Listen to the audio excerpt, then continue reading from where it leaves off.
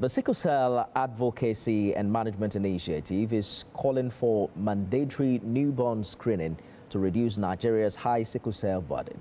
The call was made at the Toyin Adeshola Leadership Lecture held in Lagos State with the theme Voices, Victory and Vision, a legacy of health advocacy, celebrating Toyin Adeshola at 60 and Sickle Cell Awareness Month. Judith Irenia has more.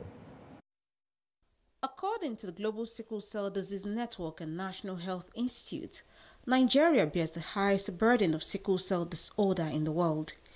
Over 50 million people carry the trait, and each year, about 150,000 babies are born with the disease, and up to 80% do not live to see age 5. But behind the numbers are real-life warriors, caregivers, and advocates. They are here to share stories and push for solutions. Descriptor is, don't you know that girl that can't walk? Like, that was like my descriptor throughout life. But the point is, very early on, my dad used to say something to me, that God doesn't make junk. So if God made it this way, he knew what he was doing and he has a plan. It's not something I really would want somebody to go through. Even today, about 40% of Nigerians are set to get wrong genotype results. HPLC is that test that you do that shows your genotype and its percentages.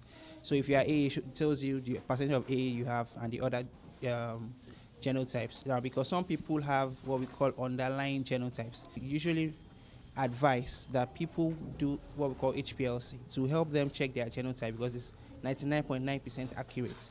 Experts are calling for genetic counseling, health insurance for children, and policy reform. For families who are supporting children living with sickle cell anemia, it's a long walk. First thing is that we always encourage that they should get psychological support.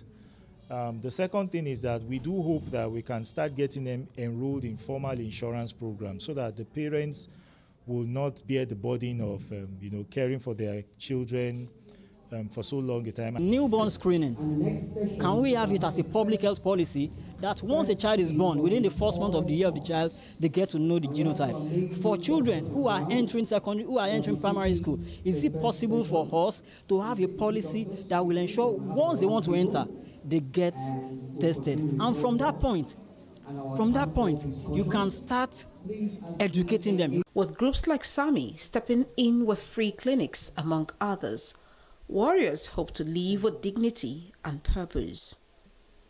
Judith Irenia, TVC News, Lagos.